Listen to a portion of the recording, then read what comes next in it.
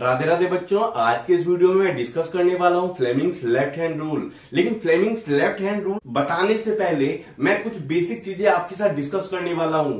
तो आपको क्या समझना है कि जब भी किसी करंट कैरिंग कंडक्टर को आप मैग्नेटिक फील्ड के अंदर लेकर आते हैं तो उस पर एक फोर्स एक्सर्ट होती है। इसी फोर्स को बताने के लिए फ्लेमिंग ने एक रूल दिया था जिसको हम क्या कहते हैं, फ्लेमिंग्स लेफ्ट हैंड रूल। ध्यान से समझिए कि अगर मान लिया ये हॉर्स शू मैग्नेट है, क्या ये हॉर्स शू मैग्नेट, और जैसे इसके अंदर आप करंट कैरिंग कंडक्टर लेकर आएंगे ना, ऐसे मान लीजिए ये हॉर्स शू मैग्नेट है और ये करंट कैरिंग कंडक्टर है, जैसे इसके अंदर आप करंट कैरिंग कंडक्टर लेकर आएंगे ना तो अपने आप इस पे एक फोर्स लगता है। जैसे मानिए मैं इसको परपेंडिकुलर लेकर आता हूं तो मानिए इस पे एक झटका लग रहा है, चाहे इस तरफ हो चाहे इस तरफ हो, तो किस तरफ इस पे झटका लगेगा या किस डायरेक्शन में इस पे फोर्स एक्सर्ट होगा ना, इसी को बताने के लिए फ्लेमिंग ने एक रूल दिया था जिसको हम क्या कहते हैं, फ्लेमिंग्स लेफ्ट हैंड रूल। यहां पर मैंने कुछ लिखा हुआ है, अगर इसी को आप सिस्टमैटिकली लैंग्वेज में लिख देंगे ना तो आपको पूरे के पूरे मार्क्स मिलेंगे। तो क्या लिखना है आपको अपने आंसर में, सबसे पहली बात कि जो तीन फिंगर है, ये थंब, ये फोर फिंगर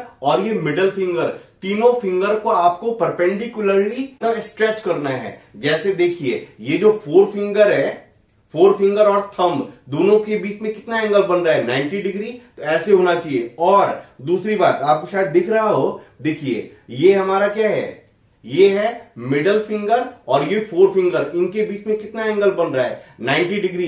तो आपको तीनों फिंगर को ऐसे स्ट्रेच करना है कि ये तीनों फिंगर एक दूसरे के ऊपर क्या हो जाए, परपेंडिकुलर, क्या हो जाए वो, perpendicular.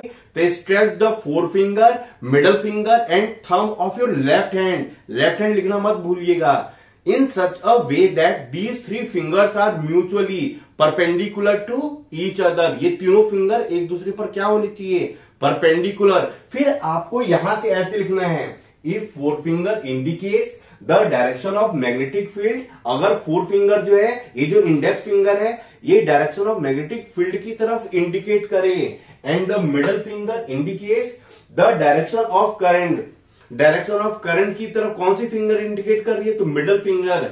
Then the thumb will indicate the direction of force और मोशन। तो करंट कैरिंग कंडक्टर पे जो फोर्स एक्सर्ट होगा उसका जो डायरेक्शन है वो कौन सी फिंगर इंडिकेट करेगी, तो थंब। आई बात समझ में, दोबारा मैं एक बार बोल देता हूं। तो आप अपने आंसर में क्या लिखेंगे, stretch the four finger, middle finger and thumb of your left hand in such a way that these three fingers are mutually perpendicular to each other. If four finger indicates the direction of magnetic field and middle finger indicates the direction of current, then the thumb will indicate the direction of force और motion on the conductor. उम्मीद है मेरी ये video आपको बहुत अच्छी लगी होगी। आने वाले टाइम में काफी अच्छी अच्छी वीडियोस मैं आप लोगों के लिए लेकर आने वाला हूं। तो अगर आप न्यू व्यूअर हैं जरूर मेरे चैनल को सब्सक्राइब करें।